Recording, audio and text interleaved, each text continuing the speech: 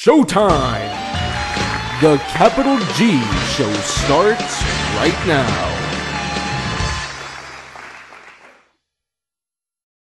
What's up YouTube, Capital G here. So Konami has updated their blog. We now know of even more Burning Abyss, and this is kind of surprising because we all figured once Virgil was essentially leaked that Burning Abyss would be getting a tuner, but 2 more monsters and another trap. So it looks like it is going to be a fully developed, fully supported art type. I mean, Burning Abyss it's kind of a bit of an oddball because originally they only had 4 monsters, but they were just so damn good. Like I said it from the beginning, I was like, Burning Abyss doesn't even need anything else. Like these 4 monsters alone are better than like 90% of what art types get. So anyways, the first card we're going to look at is Alich, Malebranche of the Burning Abyss. It is a Fiend, level 3, 1200 attack, dark, of course, 0 defense.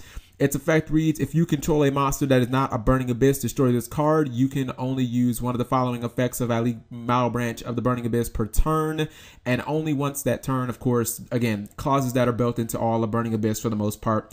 If you control no spell or trap cards, you can special summon this card from your hand. If this card is sent to the graveyard, you can target one face-up monster on the field, negate its effects until the end of the turn.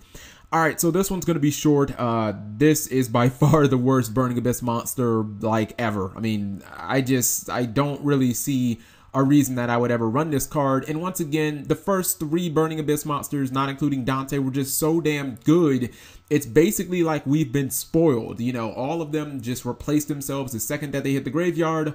All this guy does is turn off a monster effect for a turn. It doesn't even turn it off permanently. And it's like, well, Burning Abyss can already run Effect Veiler and Breakthrough Skill pretty effectively. And if you wanted to go even deeper, you could even add Fiendish Chain into the mix. So I literally see no reason to run this when there are just way better options available. You know, even with a card like Breakthrough Skill, you don't even have to draw it. Like, you can mill it through Dante's effect, you know what I mean? So this card is just pretty terrible. I would probably never consider running it. To talk about Calcab, the Malebranche of the Burning Abyss. It is a Fiend effect monster, 1400 attack, 0 defense, level 3, dark monster, of course. If you control a monster that is not a Burning Abyss monster, destroy this card. You can only use one of the following effects of Calcab, Malebranche of the Burning Abyss per turn, and only once that turn. If you control no spell or traps, you can special summon this card from your hand. If this card is sent to the graveyard, you can target one spell or trap card on the field, return that target to the hand. So when I first started reading the last line of the effect, I got really hyped. I was like, holy shit, Burning Abyss just got their own Shadow Dragon. Close, but no cigar. I jumped the gun, basically. I got a little too excited. Calcab is definitely better than Alich. It's got pretty good stats. 1400 is at least respectable for a level 3. Like, you can summon this off Tour Guide and you can do 2400. Like, you can actually do some decent damage there. You know, the card has a decent effect. I can actually see this being pretty effective at bouncing something like a Vanity's Emptiness. Let's say you use Phoenix from Windblast to get rid of one of your opponent's back rows, and then you could use Calcab's effect and you could bounce the Vanity's Emptiness to your opponent's hand, and you could just go off from there, summoning like BLS and Dante, Tour Guide, whatever the hell you want. I look at this card and I'm kind of thinking that if you don't have like Trap Stun, this plus Phoenix from Windblast is kind of like the next best thing, because it lets you essentially get 2 cards off your opponent's field, like out of the back row. And I mean, that's pretty much trap stun. Like, a lot of times your opponent isn't going to have more than like 2 cards invested. So I see this being really good at taking out back row. And then hypothetically, you could use it in conjunction with like Call of the Haunted or Fiendish Chain, because when those cards have already been used up and maybe they're sitting on the field, they don't have any more use. If you get rid of Calcab or it dies somehow, you can just bounce those to your hand and you can reuse them later in the duel. So even though Calcab isn't the greatest, I actually do see some applications for this card. So I actually think that it's pretty decent. Maybe like a 1 of or something like that. Definitely not necessary, but I actually see a place for this card. Last card we're going to talk about is a trap. It's called Fire Lake of the Burning Abyss. It says send 2 face-up Burning Abyss monsters you control to the graveyard, then target up to 3 cards on the field, destroy those targets. This card, in my opinion, is flat out excellent, mainly because it takes care of all the problem floodgate cards that Burning Abyss lose to, and it's packed into one card.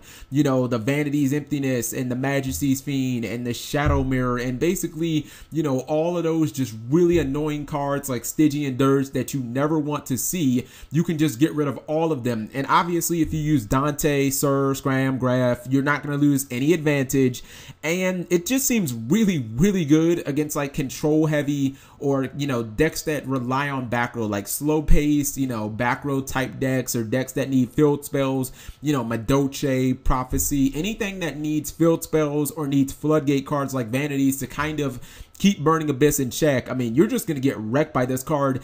And against those decks, it's basically Heavy Storm. Like, if you get to blast 3 cards from your opponent's back row, that is essentially Heavy Storm. Now, I do understand that artifacts are still a thing, but I don't really care about that. I'm still going to go for the Gusto. And at first, I looked at this card and I was like, I need 2 Burning Abyss monsters. That seems a little situational. But then it's like, if you just go summon Tour Guide, and then you get Dante, and then you detach like a Graft, well, I mean, basically you have your 2 Burning Abyss monsters right there. So basically a single Tour Guide meets the condition to activate this effect. So I think that Fire Lake is an excellent card. I wouldn't probably want to have it in the mirror match or against Shadows, because if you blow up their monsters in those 2 matchups, you're just not really getting that much value. But against like Sertello Knights, I'm going after your back row all day. I mean, if I have to blow up like 1 monster plus 2 back row, I'll take that. You know, against like Cleaport, I'm obviously going to want to crack your Pendulum Scale. That's 2 cards right there. I just see the card as really, really good, especially games 2 and 3 when you're going to be side decking, you know, the Soul Drains and cards like Shadow Imprisoning, Mirror, Macrocosmos. It lets me crack all of those cards. I have 1 card that's kind of like a Swiss Army knife against those, against monsters like Fossil Dino or Majesty's Fiend. Basically, it kind of answers like all the problems that the deck has. And again, 1 Tour Guide is really all you need to get your activation, you know, cost. So let me know what you guys think of these 3 cards. Thank you for watching as always. Subscribing makes life happy.